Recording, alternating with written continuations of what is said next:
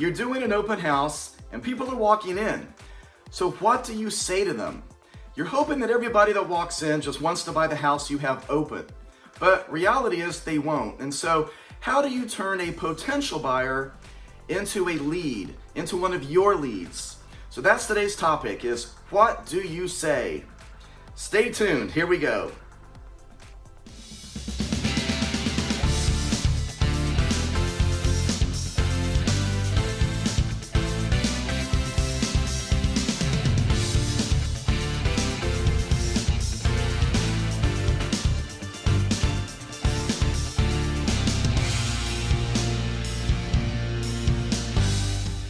So before we jump into all of this, we need to talk about how your market is right now and maybe how coronavirus has influenced it.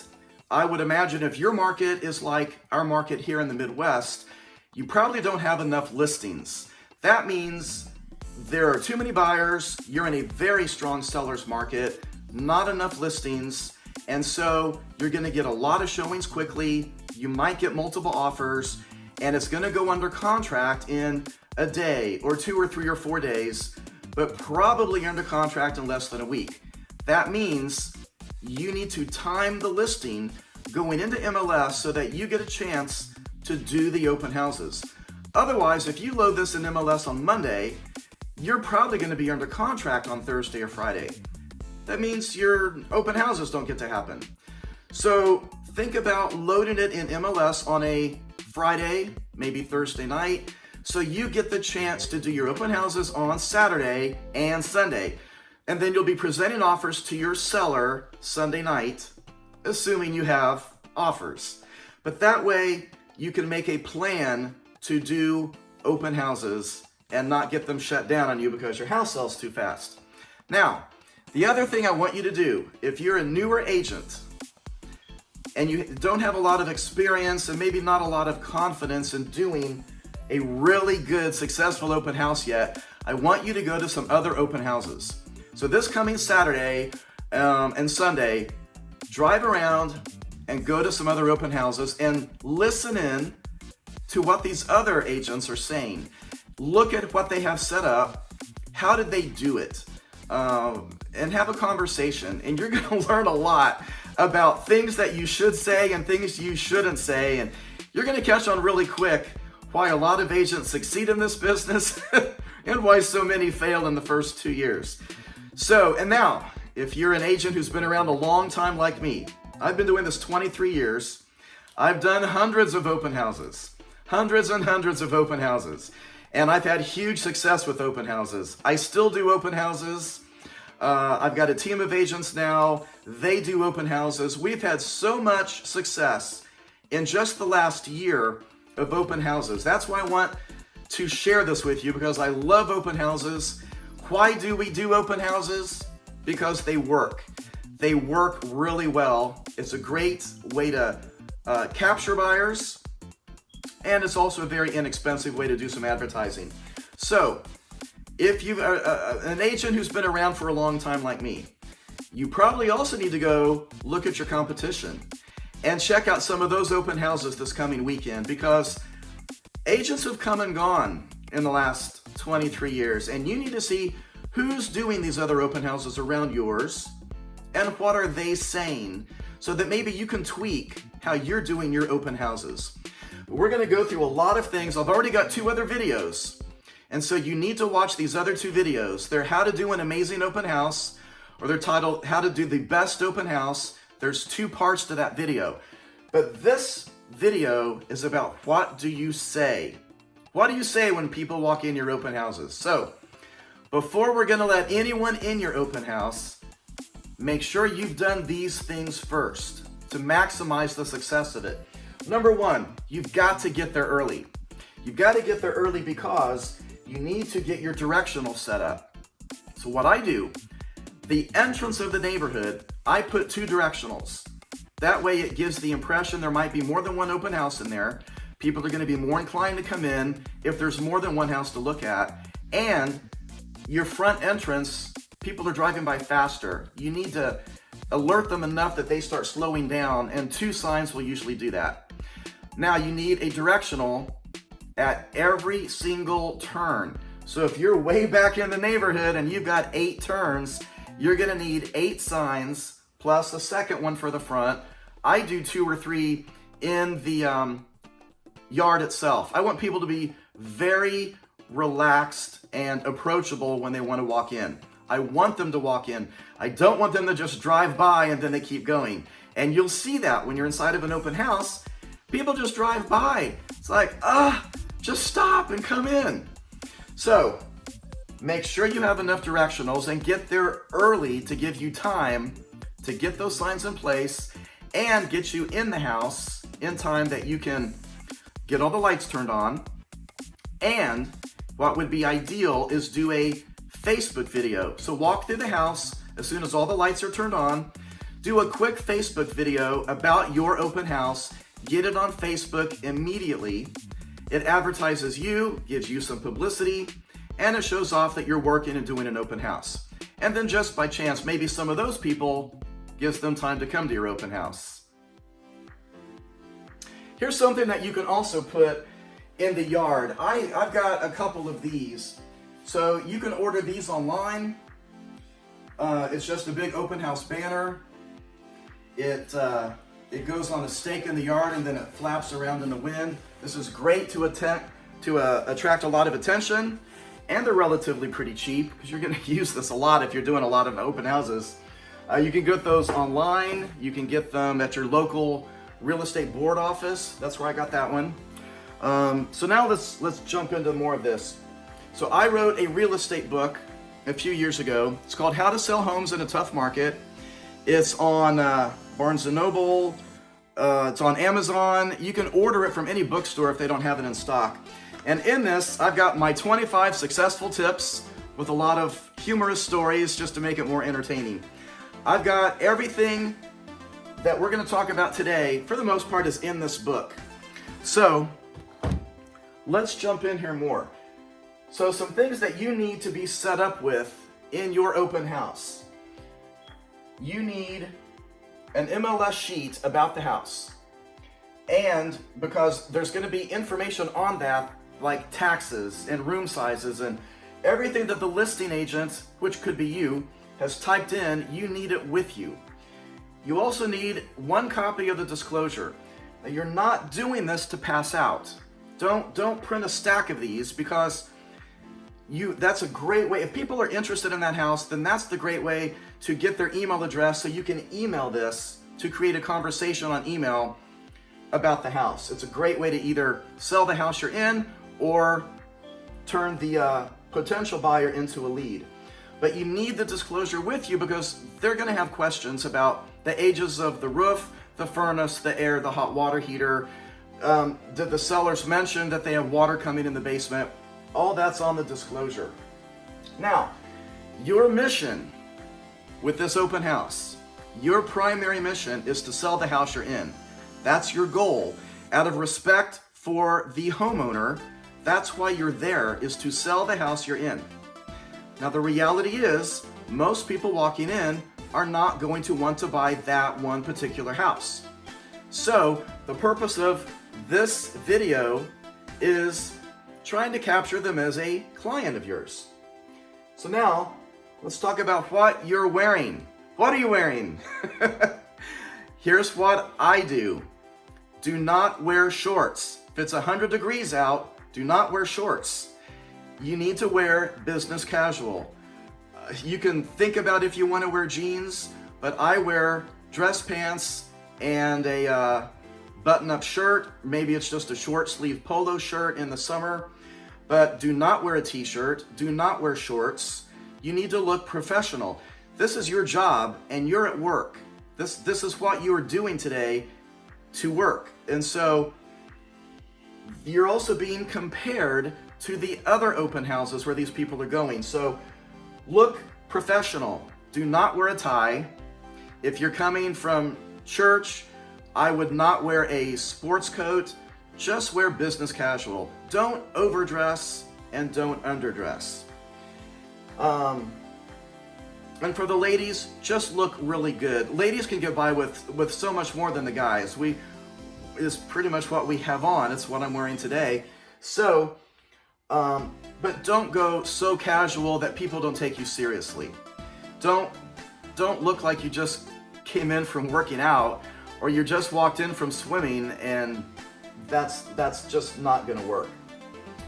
Now, the other thing you need to have printed, this is for you, print out everything else that's for sale in the neighborhood, because that's what some people are gonna ask. Well, what do the other houses around here sell for? I mean, we just passed another house for sale down the street. What's it listed at? You need to have the answer to that. If you don't have the answer to that, you didn't do a good job setting up for your open house. So print out everything in the neighborhood that's for sale. Just have them with you.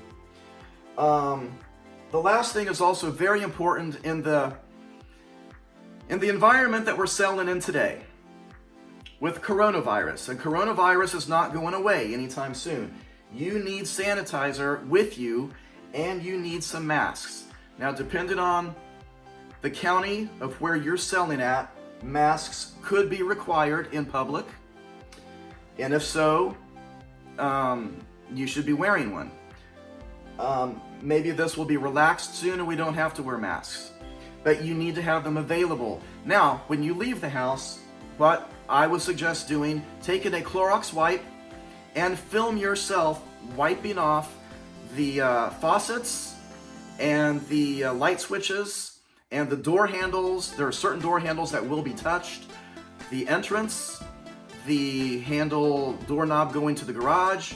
There could be bathroom doorknobs if people need to move the door in order to walk around those rooms. Film yourself sanitizing those and then send it to your client when you leave, so that it'll make them feel so good knowing that you did that. It also makes you look good and very responsible. You don't want to ever be seen as negligent, not having these things available. So let's move on to the exciting part of this video.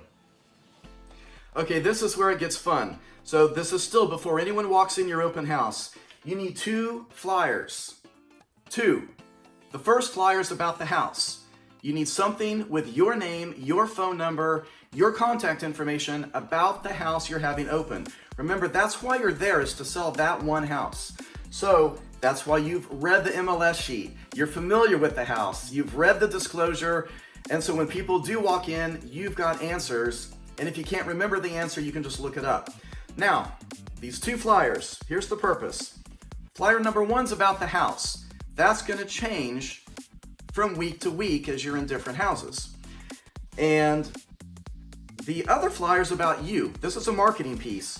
You can have anything, but keep in mind, the other purpose that you're there is to try to capture a buyer. If they're not going to buy that house, then you want some information about yourself. This is what's going to set you apart from other agents doing open houses. You need something that they're going to keep about you. So here's a flyer. These are past mailings. So if you just did a mailing, then you've already got a flyer. And we're going to talk about how to do mailings and how to do your advertising and marketing on some future videos. By the way, speaking of that, please click subscribe, and you'll need to turn on your notifications down there also, so you're notified when I make these other videos. So I've been doing this for 23 years, and speaking of that, you'll see in the beginning, I was listed in Forbes magazine last year and this year, representing Kansas City in real estate as one of the top market leaders in the country. So this was a flyer that went out on one of my mailings this year. Sometimes I'll just have a stack of these as my extra flyer. Something else that I've done, you can, depending on the city that you're in, you might have a sports team. You can make a schedule about your football team or your baseball team. If you're in a smaller city and you don't have a professional team like we have here, then do a schedule of the high school games. You could do football, all the different sports that they have, and do multiple mailings. That can also be a great mailing for any local market. Wherever you're in your local suburb, you could combine your different high schools and do a football, basketball, all those different kinds of ideas. Now, it's not about the schedule. Remember, it's not about the schedule. It's about the part up here about me. I want them to keep my name and my phone number handy. And this has a magnet on the back, so hopefully they hang it up on the refrigerator. Next time they're getting milk, there I am, in case they think about selling their house. Something else I've done in the past, these are tri-fold flyers. They look more professional. I enjoy showing off the agents on my team. So this is who was on my team. Here's a family picture. Here's information about me.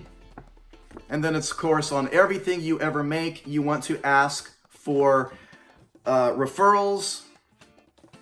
And so that's this. Now, something I've noticed in the last year, Vistaprint is now giving you the ability to make these on their site. It's cheaper than how I used to have to make this. This was through a different company, but now Vistaprint offers more control and I can do this more individually. One thing I want to tell you before we move on, I'll talk about this on future videos. This is a picture that was allowed for free on Vistaprint's site. The front was pre-made and then you get to play with it and alter it. This is a stock photo that's allowed. This is my personal house. My wife took the picture of me with my sign in front of my house. I own this picture. If you're going on the computer and you think you're downloading a free picture to use on your marketing and it says it's free and there's no copyright, make sure it truly is free, because you don't want to get dinged with some copyright infringement on some picture you're marketing with. Now, let's move on. Those are the two flyers. Now you're going to pass those out in the hopes that they take your other flyer. So now we're finally ready to let people in your open house. So at this point, you've done everything on this video so far, and you've looked at my other two videos on how to do it the best open house, and because it has 20 successful points on it too. Now we're to the point. I want you to get this book or a book just like this. This is called How to Have Confidence and Power in Dealing with People. This book's by Les Giblin. It's been around a long time, many decades. I read this back in college a long time ago. I've been doing this 23 years, so I was 5 years old when I got started. Anyway, I believe in this book so much, I've bought multiple copies for everyone on my real estate team, because this book is going to teach you people skills. There are lots of people skills books out there. Doesn't matter which one you get. Just get a book that will help you with some fine-tuning your people skills, because this is where you're going to need the best people skills possible. Now, before in the video, I wanted you to go to some other open houses to see what those agents do. When you walked into those, you're walking in like a buyer would. When you walk into an open house, what would you want? What does the buyer want from the agent that's in there? So they want information about that house first, but they want an agent who knows the area.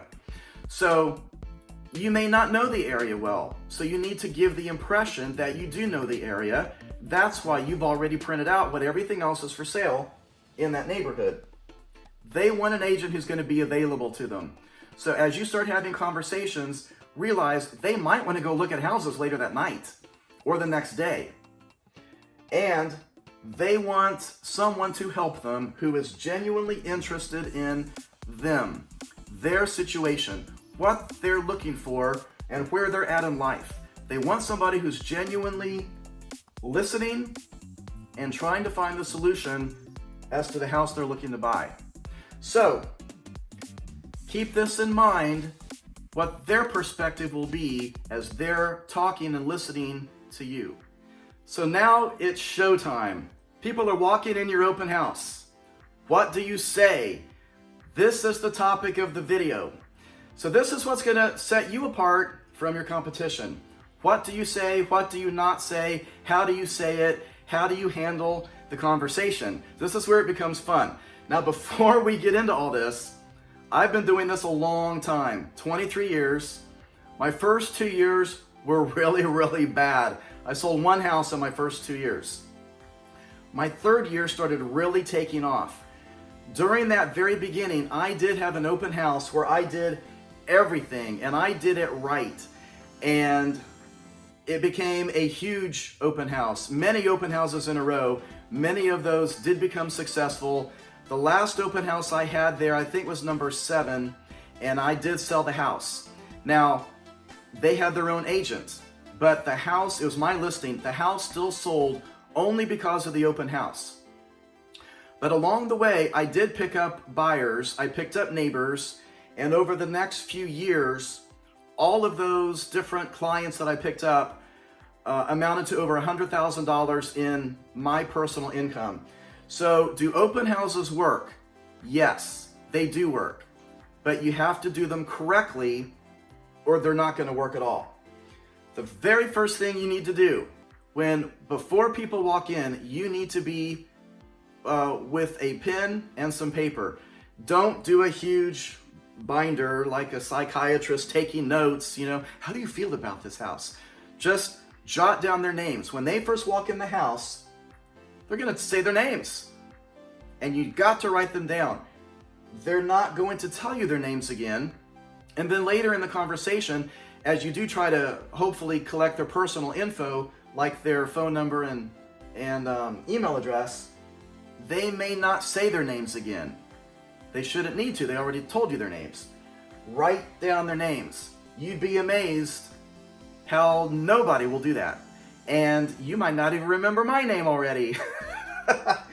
But make the habit of even the back of a flyer, just jot down their names so you know who they are, because somebody else is about to walk in and you gotta be writing down their names.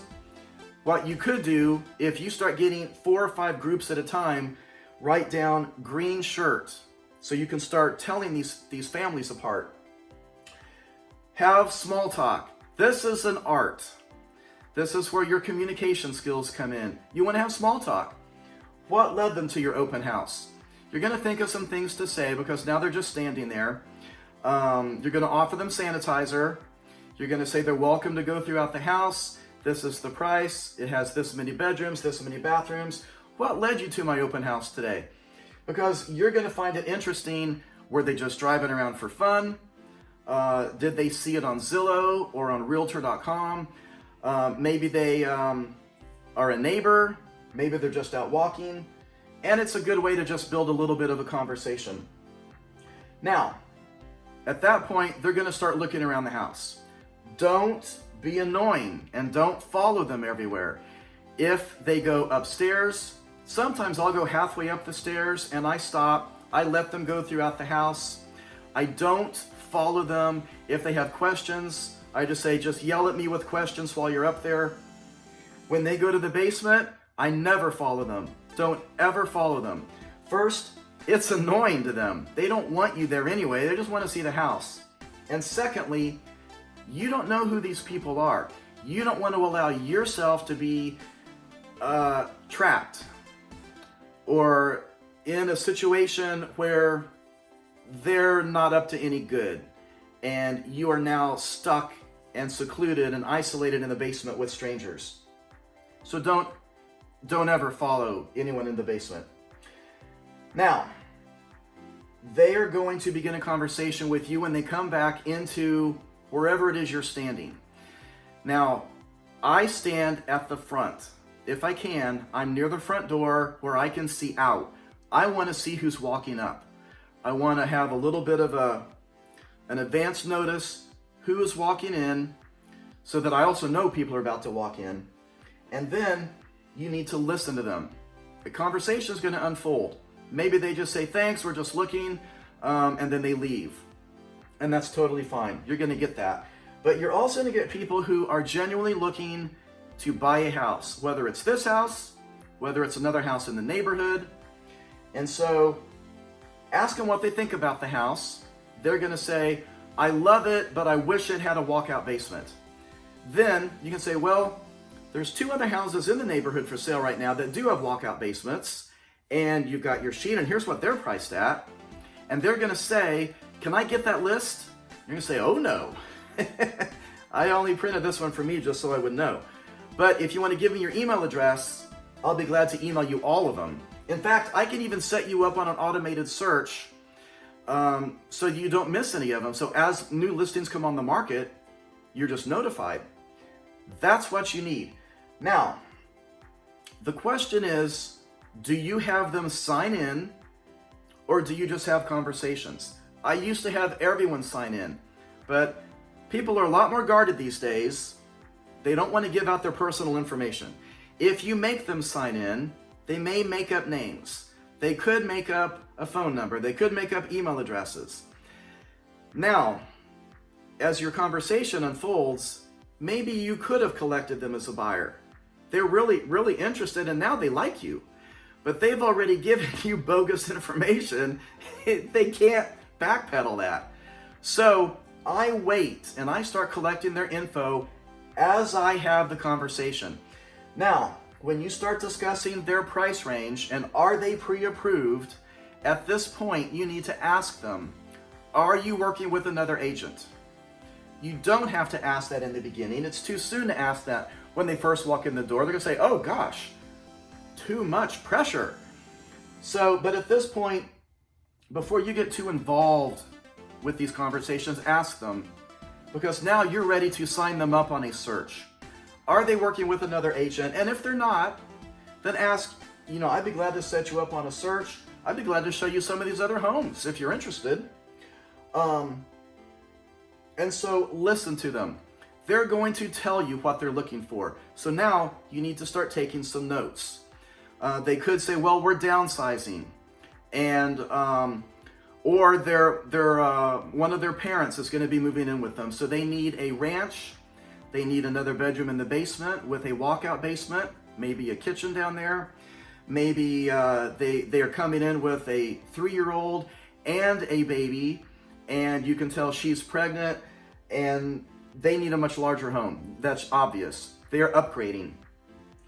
So listen to everything that they're saying. Have small talk, but don't be annoying and give them the high pressure sales pitch. What you want to do is collect their information. You want their phone numbers, you want their email address. If you can get their home address, then you can send them, put them in your mailing list, and you can send them your junk mail. You can send them your magnets and flyers about yourself as you do your next advertisement. That's a great way to collect addresses to beef up your name list. Something I've noticed when I've gone to other people's open houses, because I still do that. If I'm on my way home and there's a couple open houses in my neighborhood, I typically do stop by because I just want to see the house really quick. So something I've noticed other agents will do is when I walk in, they're sitting there on a laptop or they're sitting there on their phone. While I'm looking around the house really quick, they're sitting there playing computer games. They're not talking with me enough. They're not creating small talk. Now, I don't really want small talk because I'm there just to see the house. I don't want to be bugged by that agent, but they should be having small talk with me. They don't know at first that I'm another agent. I'm not going to tell them that. We're not even having a conversation. I'm just walking in and they're like, hey, just look around. I'm like, okay. So when they walk in, if you are on your laptop or on your phone, put it down, close it.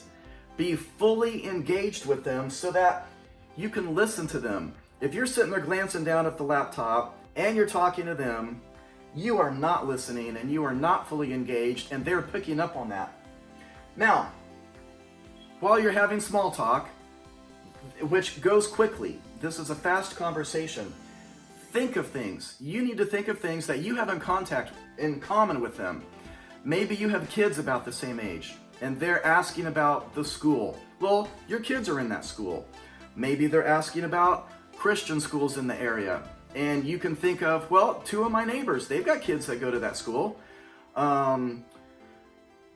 Whatever it is, maybe you're in your personal info. I've got an About Me section, and in this, I talk about where I went to college, where I graduated from Missouri State University. I talk about being in the band there. I try to think of things that people can relate to me about. I talk about my family. I'll talk about where I went to high school. If these people happen to maybe come to find out they went to the high school you did, but they're 5 years younger, well, now you've just bonded with them.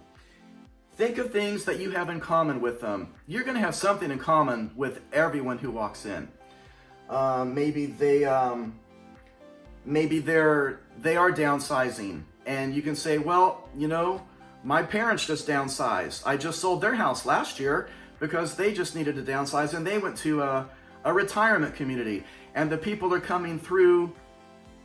They're just curious to see what's going on in the neighborhood. You could be having neighbors come through. What you don't know is they are thinking of also moving in about 6 months. If you are very well prepared with all of this, they're going to keep your info. They may call you. I can't tell you how many listings I've picked up from my open houses from the surrounding neighbors, because in my other 2 videos, I show what I do to canvass those neighborhoods before my open houses. Now, after the small talk, after you've talked with them, after you've developed a little bit of some things in common, now you want to ask for their personal info. Don't ask for them to sign a book when they first walk in. They're not going to want to do that, but now they will. They want you to set them up on a search.